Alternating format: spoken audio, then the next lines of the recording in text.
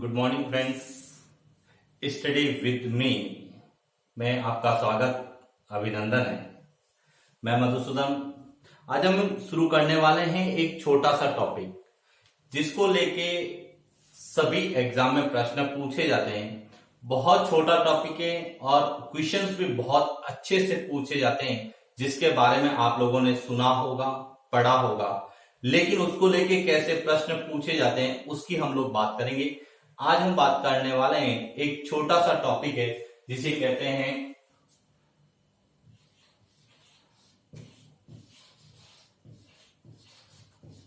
भूकंपीय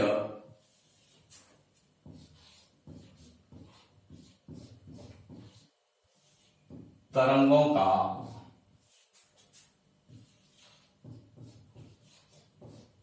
छाया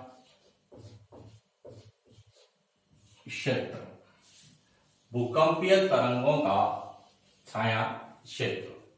सामान्यतः यह प्रश्न जब छोटे कंपटीशन में पूछा जाता है तब डायरेक्ट पूछा जाता है कि सबसे ज्यादा छाया क्षेत्र किसका होगा, यानी कि शैडो जोन। जो हमारी जो है भूकंपीय तरंगे होती है उनका शैडो जोन क्या होता है, इसको लेके पूछा जाता है। तो आज हम इसी पर डिस्कस करने वाले हैं कि भूकंपीय तरंगों का छाया क्षेत्र किसे कहते हैं। सबसे पहले तो किसे कहते हैं, तो देखिए भूकंपीय तरंगों का छाया क्षेत्र क्या होता है।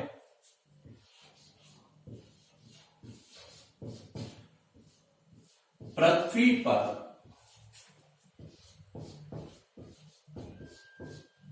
ऐसा क्षेत्र जहां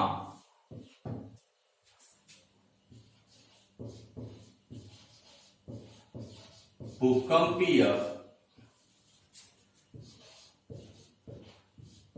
तरंगों, जिसमें मुख्य रूप से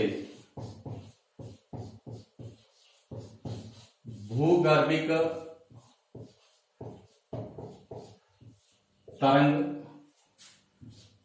P तथा S का संचलन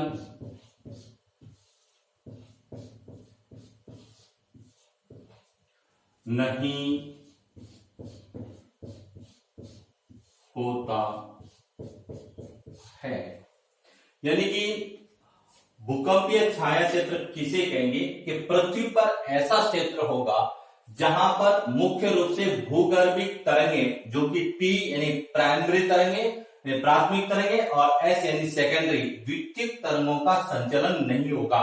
यानी कि ऐसा क्षेत्र जहां पर सिस्मोग्राफ के द्वारा जो है P और S तरंगों का जो है मापन नहीं किया जा सकता, उस क्षेत्र को हम लोग जो है छाया क्षेत्र, शैडो जोन के रूप में जानते हैं। ये तो शैडो जोन की क्या होगी परिभाषा। यदि यह आरएस में पूछा जाता है तो सीधा पूछा जाता है छाया क्षेत्र 15 शब्द में लिखिए। तो 15 शब्द में हम लोग लिख सकते हैं कि पृथ्वी पर ऐसा भूकंप क्षेत्र जहां पर भूकंपीय तरंगे, मुख्य रूप से जो भूगर्भिक हमारी तरंगे हैं, उनका संचलन नहीं होता है। अब भूगर्भिक तरंगे दो होती है, एक तो प्राथमिक तरंगे जिसको P से लिखते हैं, दूसरा सेकेंडरी तरंगे जिसको हम S से लिखते हैं, और जिनका संचलन नहीं होता। अब कैसे संचलन नहीं होता इसकी हम लोग बात करेंगे कि शैडो जोन किस तरह से पृथ्वी पर बनता है। तो उसकी हम लोग बात कर रहे हैं कि यह शैडो जोन कैसा होगा।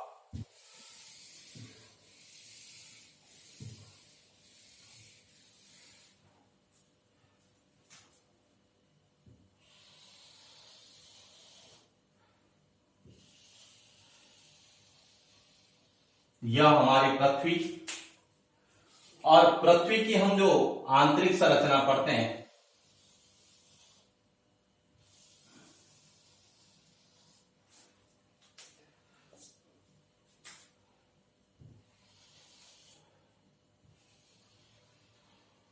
यह आंतरिक भाग जिसे हम कोर, मेंटल और क्रॉड के नाम से हम लोग जानते हैं। अब देखिए हम लोग जानते हैं कि धरातल पर वह स्थान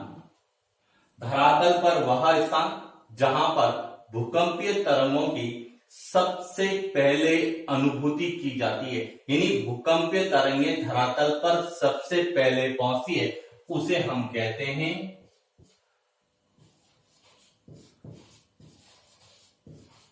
भूकंप अधिकेंद्र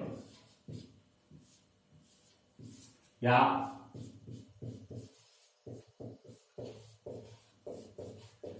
ईपी सेंटर के नाम से हम लोग जानते हैं। अब ईपी सेंटर से भूकंपीय तरंगें जब चलती है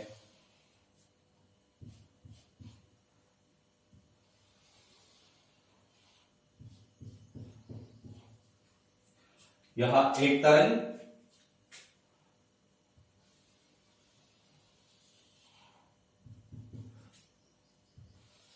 ये एस और पी की हम लोग बात कर रहे हैं।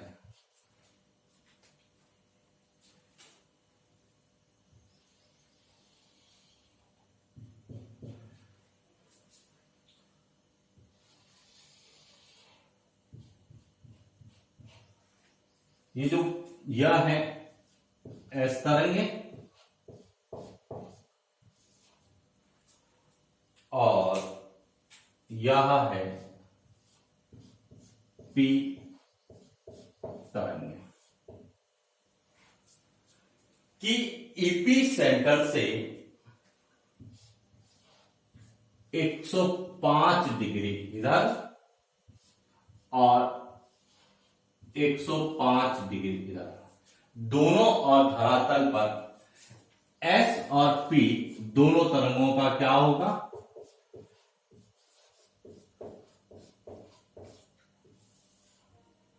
क्लियर हो गया। यानी कि ईपी सेंटर से धरातल पर 105 डिग्री देखा जाए तो पूर्व या पश्चिम, आप यह कह सकते हैं कि लेफ्ट और राइट साइड में जो है तरंगों का संचलन होता है। इसका मतलब 0 से लगाकर 105 डिग्री, 0 से लगाकर 105 डिग्री के मध्य एस और पी दोनों तरंगों का संचलन होता है। तो सिस्मोग्राफ के माध्यम से यहां पर दोनों प्रकार की तरंगों का मापन किया जा सकता है। लेकिन 105 से लगाकर यदि हम बात करें आगे की ओर,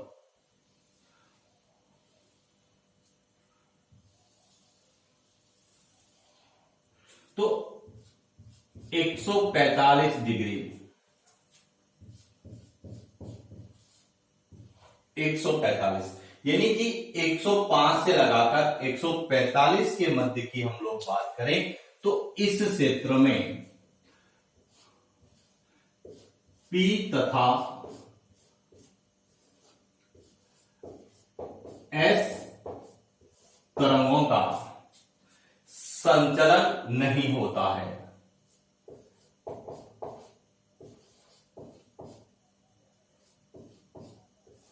संचलन नहीं होता है। इसका तात्पर्य यह हो गया कि जो 105 से लगाकर 145 के बीच का जो यह क्षेत्र है, जहां पर भूकंपीय तरंगों का संचलन नहीं हो रहा है, ना तो एस तरंग प्रकार की और न ही पी प्रकार, इस क्षेत्र को कहा जाता है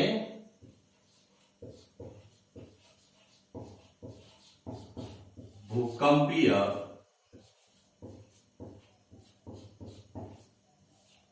तरंगों का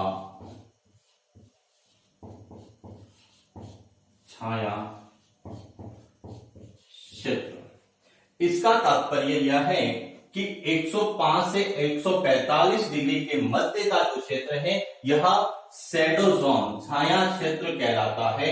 यह एस तरंगों के लिए भी होगा और पी तरंगों के लिए। तो प्रश्न पूछा जाता है कि एस और पी तरंगे संचलित या संचालित नहीं होगी या इनका संचलन नहीं होगा तो 105 से लगाकर 145 के मध्य, या पूछा जाता है एस और पी का छाया क्षेत्र है तो 105 से 145 एस और पी दोनों का छाया क्षेत्र है। अब बात आती है 145 के बाद, 145 की यदि हम बाद में बात करें तो केवल P तरंगों का क्या होगा, संचलन होगा। ये कौन सी तरंगे हैं, P तरंगे यानी प्राथमिक तरंगे। यानी कि 145 से लगाकर 145 के बीच में जो है इस एरिया में केवल P तरंगों का क्या होगा, संचलन होगा, S तरंगों का संचलन नहीं होता है।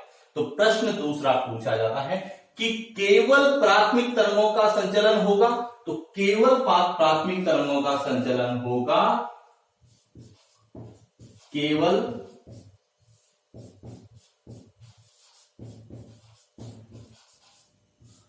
प्राथमिक तरंग। यह जो क्षेत्र 145 से 145 के बीच में केवल जो है प्राथमिक तरंगों का संचलन होता है, इसमें सेकेंडरी एस तरंगों का संचलन नहीं होता है। तो हमारा यहां से दो तरह के प्रश्न बनते हैं। एक तो सीधा पूछा जाता है कि पृथ्वी पर छाया क्षेत्र है तो कौन से डिग्री के मध्य है, तो 105 से लगाकर 145 के मध्य जो है यह एस और पी दोनों तरंगों के लिए छाया क्षेत्र है। पूछा जाए केवल जो है पी तरंगों के लिए, तो केवल पी तरंगों के लिए जो छाया क्षेत्र होगा वह 105 से 145, यानी कि कौन से क्षेत्र में केवल पी तरंगे संचालित नहीं होगी, तो इसमें पी तरंगे संचालित नहीं होगी। यद्यपि एस बी नहीं होती है लेकिन केवल पी के लिए पूछा जाए तो यह अब पूछा जाता है एस, तो एस का जो होगा वह 105 से लगाकर 105 के मध्य, यह जो पूरा क्षेत्र है 105 यहां से और 105 यहां, यह जो 105 से लगाकर 105 के बीच में है, यहां एस तरंगों का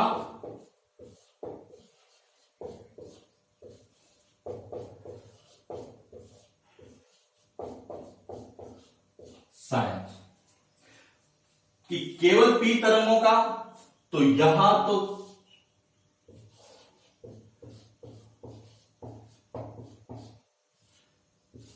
पी तरंग के लिए, और केवल एस का पूछा जाए तो 105 से लगाकर केवल एस 145 और 105 से लगाकर। अब इससे एक बात क्लियर होती है कि निम्न में से किसका जो है छाया क्षेत्र ज्यादा होगा, पी का या एस का। तो देखिए एस का छाया क्षेत्र 150 से 5 से लेके 105 है, जबकि पी का 145 से लगाकर केवल 105 से 145। इसका मतलब है कि पी तरंगों की अपेक्षा एस तरंगों का जो है छाया क्षेत्र अधिक होता है। ये कई बार प्रश्न पूछा जाता है कि निम्न में से कौन सा कथन सही है, तो यहां से आपको 3 क्वेश्चंस इजीली पूछे जा सकते हैं। या तो पूछा जाएगा कि निम्न में से कौन सा एक छाया क्षेत्र है, तो 105 से 145 के मध्य। दूसरा पूछा जाता है कि पी तरंगों का छाया क्षेत्र कौन सा है, तो देखिए 105 से 145 के बीच में एस और पी दोनों का संचलन नहीं होता है, इसका मतलब पी के लिए भी यह लागू होगा। 105 से 145 के मध्य पी तरंगों का संचलन नहीं होता है। अब आपसे पूछे कि एस तरंगों का संचलन कहां नहीं होगा, तो एस तरंगों का संचलन 105 इधर से लगाकर 105 के मध्य एस तरंगों का संचलन नहीं होता है। प्रश्न वो पूछा है कि केवल पी तरंगे संचालित होगी, तो केवल पी तरंगे 145 से 145 के मध्य संचलित होगी। इस तरह के हमें छोटे छोटे क्वेश्चंस एग्जाम में पूछे जाते हैं। अब प्रश्न आता है कि भूकंपीय तरंगों का जो छाया क्षेत्र होता है, जहां भूकंपीय तरंगों का अनुभव नहीं किया जाता, इसकी क्या उपयोगिता है। तो देखिए इसकी जो सबसे इंपॉर्टेंट उपयोगिता है वह है कि पृथ्वी की आंतरिक संरचना का अध्ययन किया जाता है, और हम जब पृथ्वी की आंतरिक संरचना पढ़ेंगे तो उस समय भूकंप एक पृथ्वी की आंतरिक संरचना को जानकारी प्राप्त करने का एक प्रत्यक्ष सोर्स के रूप में हम लोग जानते हैं। इसकी चर्चा हम पृथ्वी की आंतरिक संरचना के अंतर्गत करेंगे। तो आज के लिए इतना ही, एक छोटा सा टॉपिक था छाया क्षेत्र किसे कहते हैं, यह क्लियर होना चाहिए। छाया क्षेत्र किसके लिए होता है, भूगर्भिक तरंगे जिसमें मुख्य रूप से प्राथमिक और द्वितीयक तरंगों का होता है और किसका सबसे ज्यादा होगा, कितना होगा, पृथ्वी पर कितना है, केवल पी तरंगों का कितना होगा। इस तरह के छोटे छोटे क्वेश्चन हमें पूछे जाते हैं जो आपको इस डायग्राम के माध्यम से क्लियर होगा। तो आज के लिए इतना ही। शेष हम नेक्स्ट क्लास में एक छोटा सा टॉपिक लेके आएंगे जिसमें हम एक टॉपिक से बनने वाले प्रश्नों की ही बात करेंगे, उस टॉपिक को समझेंगे, उसकी चर्चा करेंगे। और यदि आपको यह वीडियो पसंद आया है इसको लाइक करिए, इसको शेयर करिए और इस चैनल को सब्सक्राइब करिए। यह आपके समय के मोल को अनमोल बनाने के लिए प्रयासरत है। इन्हीं शुभकामनाओं के साथ ही थैंक यू वेरी मच।